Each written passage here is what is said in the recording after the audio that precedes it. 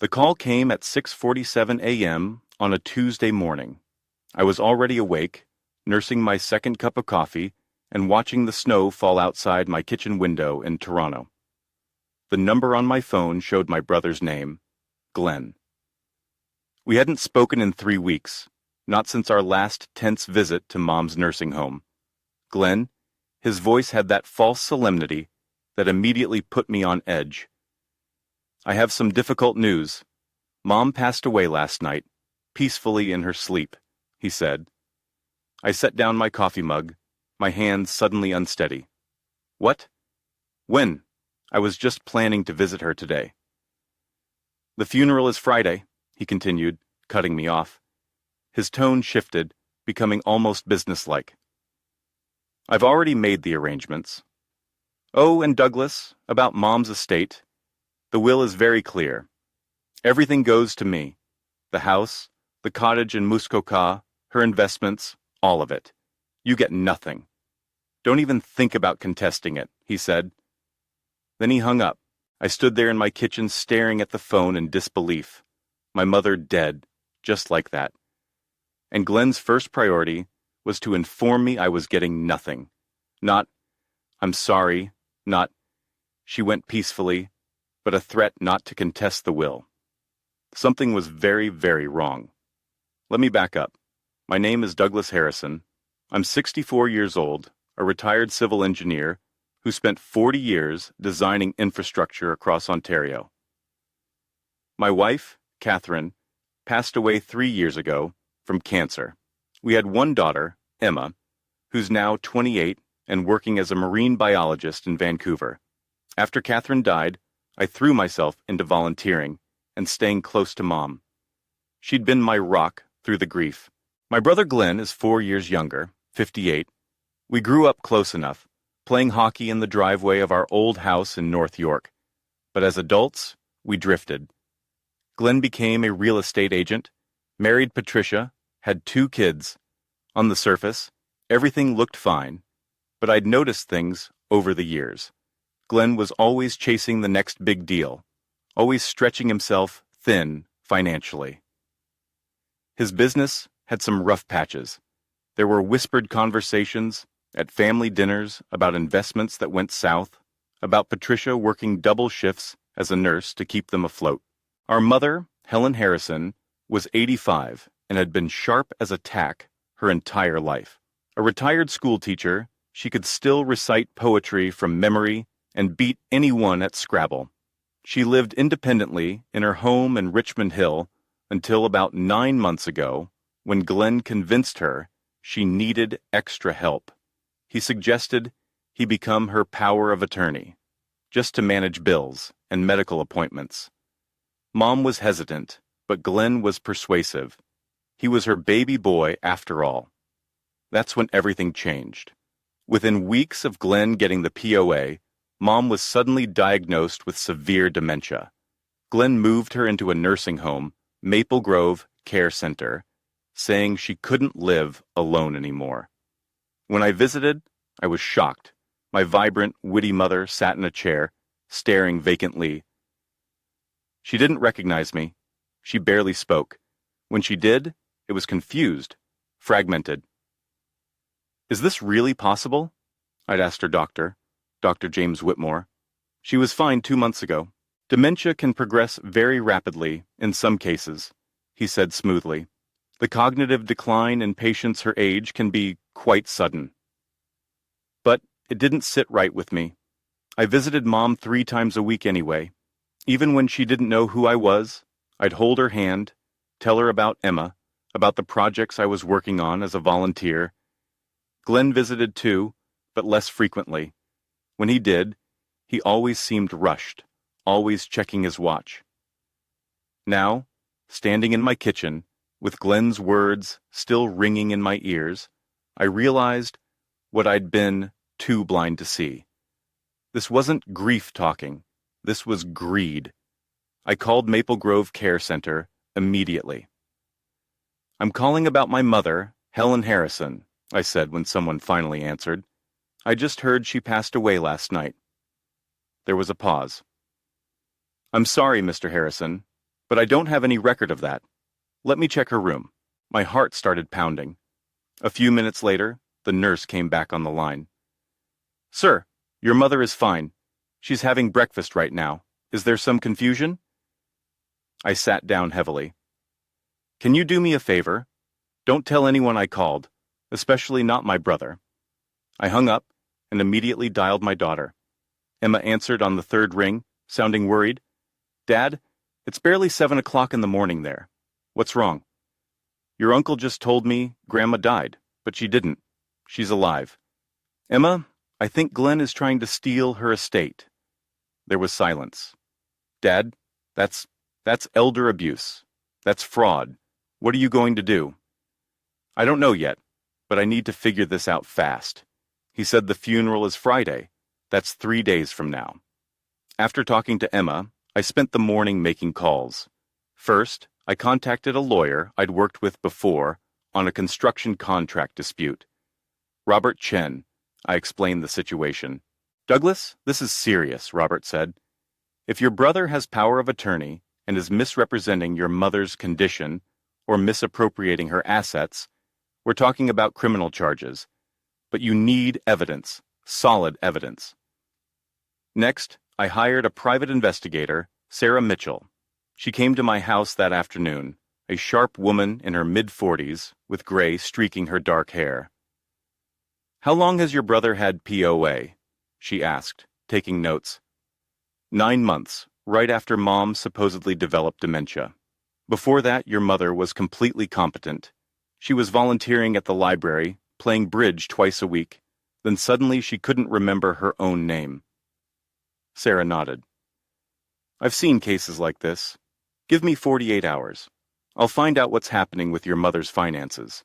That evening, I drove to Maple Grove. I didn't tell them I was coming. When I got to Mom's room, she was sitting in her usual chair by the window, staring out at the darkening sky. Her gray hair was thin now, her face more lined than I remembered, but something about her seemed different tonight, less drugged, more present. Mom, I said softly, pulling up a chair beside her. She turned slowly, those familiar brown eyes meeting mine. There was something in them. Recognition. Or was I imagining it? It's me, Douglas, your son. She blinked, her mouth working like she wanted to say something, but then a nurse came in to check her vitals, and the moment was gone. I drove home through the snow, my mind racing. What was Glenn planning? A fake funeral to convince everyone Mom was dead? Then what? Transfer all her assets while everyone thought she was gone? It was insane. It was also, I was realizing, potentially brilliant in its audacity. Sarah called me the next morning. Douglas, you need to sit down. I sat at my kitchen table, phone pressed to my ear. Your brother has been very busy. In the past 8 months, he's transferred approximately $280,000 from your mother's accounts into his own. He sold her cottage in Muskoka to a numbered company, which I'm still tracing, but I suspect he's behind it. He's also been drawing on her credit cards. And Douglas, the doctor who diagnosed your mother's dementia, Dr. James Whitmore, he went to university with your brother. They've been friends for 30 years. I felt sick. So, Mom's dementia could be medication-induced. If she's being overprescribed sedatives or antipsychotics, it would explain the sudden cognitive decline and the vacant behavior. That's attempted murder. That's what we need to prove. I'm getting copies of her medical records, but that takes time. In the meantime, I'd suggest you visit your mother again, document everything, record conversations with your brother if you can. Ontario's a one-party consent province. That afternoon, I was back at Maple Grove. I'd brought my phone, ready to record anything suspicious, but when I got to Mom's room, it was empty. A nurse I didn't recognize was changing the sheets. Where's my mother? I asked, panic rising. Oh, Mr. Harrison, your brother took her out for a drive. He said she needed some air. My blood ran cold. When? About an hour ago. I ran to the parking lot, but Glenn's black Mercedes was already gone. I tried calling him, no answer. I called 5 times, nothing. Finally, 3 hours later, they returned. Glenn helped Mom out of the car, supporting her as she shuffled back to her room. She looked exhausted, confused. Glenn saw me waiting in the hallway. "Douglas," he said, not even bothering to hide his annoyance. "What are you doing here? You said Mom died yesterday. Yet here she is." He had the audacity to laugh. "Oh, that. Yeah. Sorry about the confusion. I meant to call you back. False alarm. Mom had a bad episode yesterday, and I thought, well, you know, these things happen with dementia." "Where did you take her today?" "Just for a drive. She likes getting out." "Really?" "Because she looks like she can barely stand." "Back off, Douglas." His voice dropped, became harder. "I'm her power of attorney. I make the decisions about her care, not you. You want to challenge that? Get a lawyer." He brushed past me, helping Mom into her room. Through the doorway, I watched him settle her into her chair, speaking to her in a low voice I couldn't hear. Then he left, not even looking at me, as he walked away. I was about to leave when my phone buzzed. An unknown number. I almost ignored it, but something made me answer. "Hello?" Silence, then a whisper, a woman's voice, faint and scratchy. "Douglas." "Yes, who is this?" "Douglas, it's me." The voice was so quiet I had to press the phone hard against my ear. "Who?" "It's your mother." I froze. That couldn't be. Mom was right there in her room, and this call was coming from... I checked the screen. A blocked number. "Douglas, listen carefully. I don't have much time. I need you to come to my room tonight, late, after 10 o'clock. Make sure Glenn isn't here. And Douglas, don't tell anyone about this call." The line went dead. I stood in the parking lot, snow falling around me, staring at my phone like it had transformed into something alien. That was impossible. Mom couldn't have called me. She could barely string 2 words together. And yet that voice, even whispered and strained, had sounded like her, the real her, the sharp, clear-minded woman I'd known my entire life. I waited in my car until after 10 p.m., watching the nursing home. Glenn's Mercedes was long gone. The night shift was on, just a skeleton crew. I used my key code to enter through the side door and made my way to Mom's room. She was sitting up in bed, the lights low. When I entered, she turned to look at me, and in the dim light, I saw her eyes clear, focused, completely lucid. "Close the door," she said in a normal voice, not the confused mumble I'd heard for months. A normal, strong voice. I shut the door, my hands shaking. "Mom, what?" "Sit down, sweetheart. We need to talk, and we don't have much time." I sat completely stunned. Are you okay? What's happening?" My mother, who I'd thought was lost in the fog of dementia, smiled at me. Actually smiled, with that wry expression I remembered from childhood when she'd caught Glenn and me sneaking cookies before dinner. "I'm fine, Douglas. I've been fine this whole time. The dementia, the diagnosis, you couldn't even recognize me because I was pretending." The room seemed to tilt. "Pretending?" She reached over and took my hand. Her grip was firm, steady, nothing like the weak, trembling hands I'd held for months.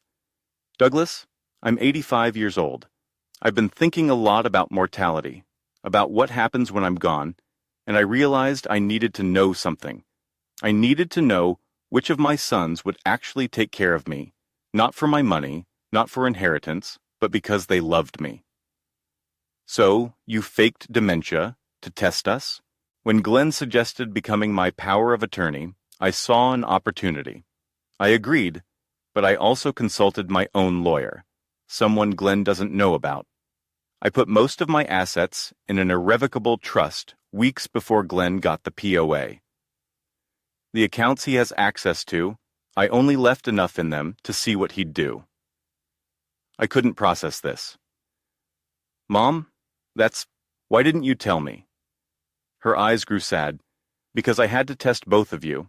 I had to see who would visit me when I couldn't give them anything back, who would hold my hand even when I didn't know their name. And Douglas, you came 3 times a week. You sat with me. You talked to me even when I acted like I had no idea who you were. Tears were running down my face. Now, of course I came. You're my mother. I know that now. But Glenn, she shook her head. Glenn failed, Douglas. Worse than I ever imagined. I've been documenting everything. Every time he came to pressure me to sign papers. Every time he got angry when I played confused. Every time he took something from this room, thinking I wouldn't notice. I have it all recorded. The $280,000. He took it from the accounts I left accessible. I've been letting him dig his own grave. Mom, he told me you were dead. He's planning a funeral for Friday. She nodded. I know. He told me today during our drive. He said I was going to have an accident, that I'd pass away peacefully. He wanted me to agree to sign papers first, transferring everything, but I refused. Played confused. He's running out of time, and he knows it. This is insane. This is dangerous. We need to call the police right now. No, not yet. Robert Chen, your lawyer, he's been my lawyer too for the past month. We have a plan. But I need you to trust me, Douglas. Can you do that? I squeezed her hand. Always.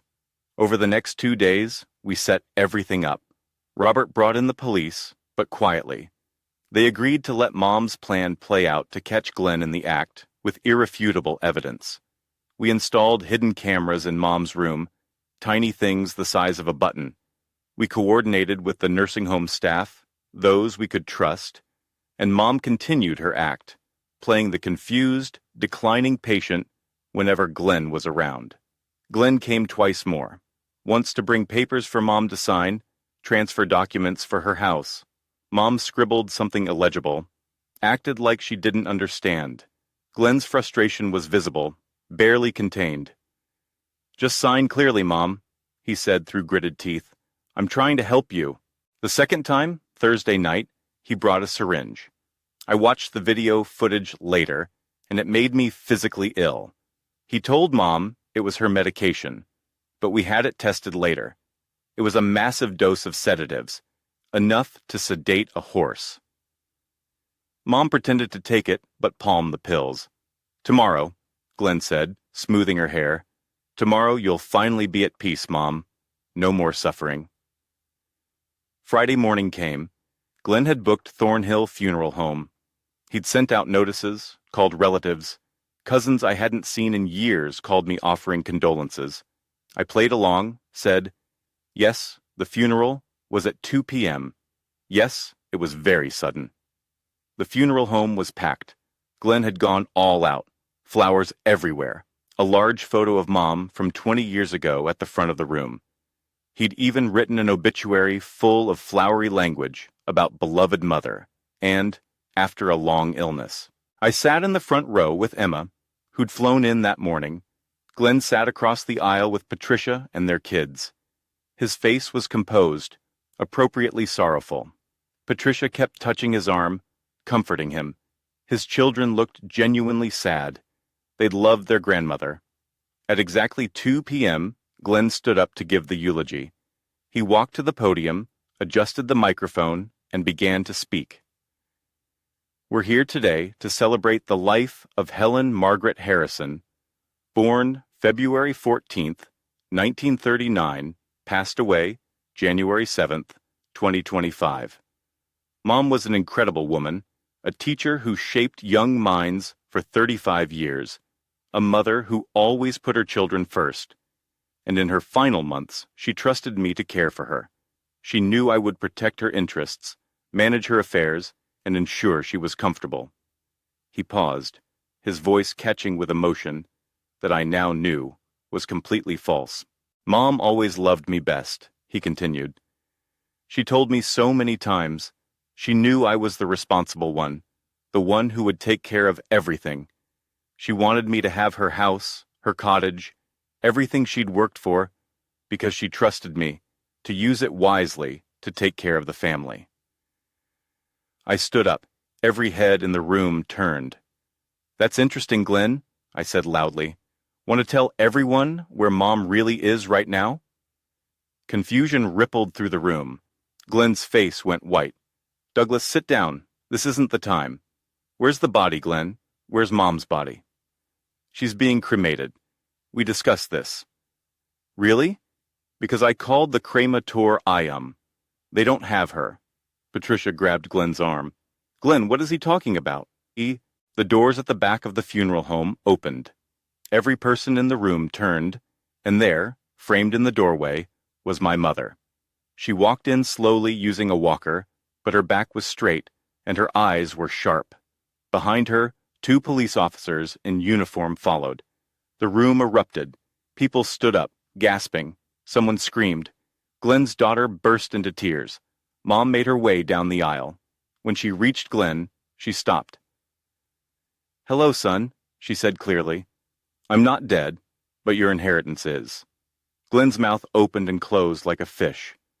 "Mom, you're confused. You're sick. This is a mistake." "I'm not confused, Glenn. I've been recording everything for the past 8 months. Every threat, every theft, every time you tried to get me to sign documents, transferring my assets to you. Every time you drugged me to keep me compliant." She turned to the assembled crowd. Many of them were crying now, some in relief, others in shock. "I'm sorry for deceiving all of you," Mom said, "but I had to know the truth. I had to see what my son would do when he thought I was helpless. And what I found broke my heart." One of the officers stepped forward.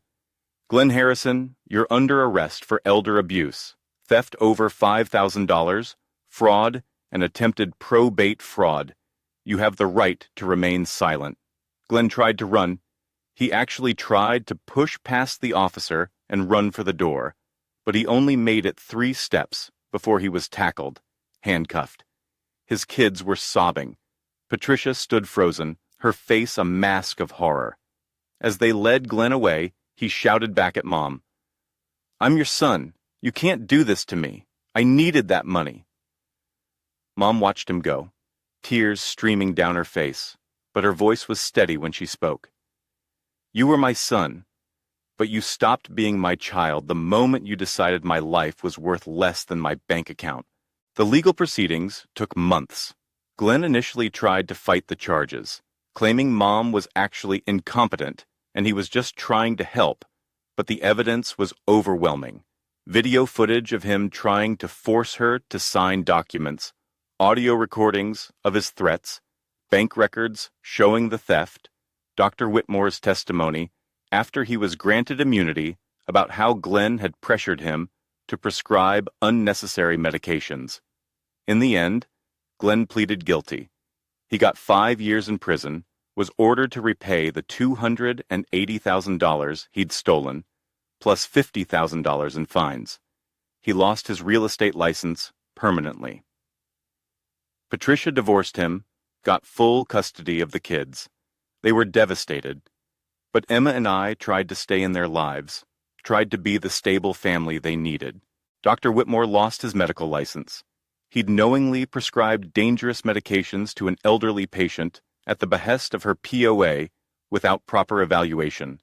The College of Physicians and Surgeons of Ontario was not lenient. As for Mom, she moved into a small condo near my house. She was done with the big house, done with maintaining property. She wanted to be close to family, to Emma when she visited, to me. We had dinner together twice a week. She volunteered again, this time at an elder abuse prevention center, sharing her story to help others recognize the warning signs. We established the Helen Harrison Elder Protection Fund with part of the money Glenn had returned. It provides legal assistance to seniors fighting financial abuse cases and funds educational programs about POA responsibilities. One evening, about a year after everything happened, Mom and I sat on my back porch watching another Toronto snowfall. She held a mug of tea wrapped in a thick blanket. "Do you ever regret it?" I asked. "The way you tested us?" She was quiet for a long time. "I regret that it was necessary. I regret that my own son could do what he did. But Douglas, I don't regret finding out the truth. I had to know who would love me when I had nothing to give. You gave me everything that mattered.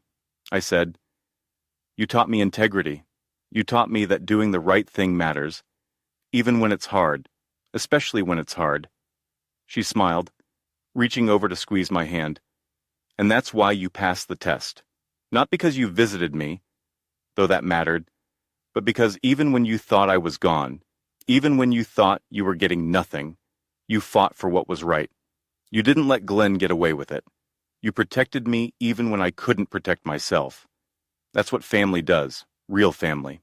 Yes, but blood doesn't make you family, Douglas. Love does, choice does, showing up does.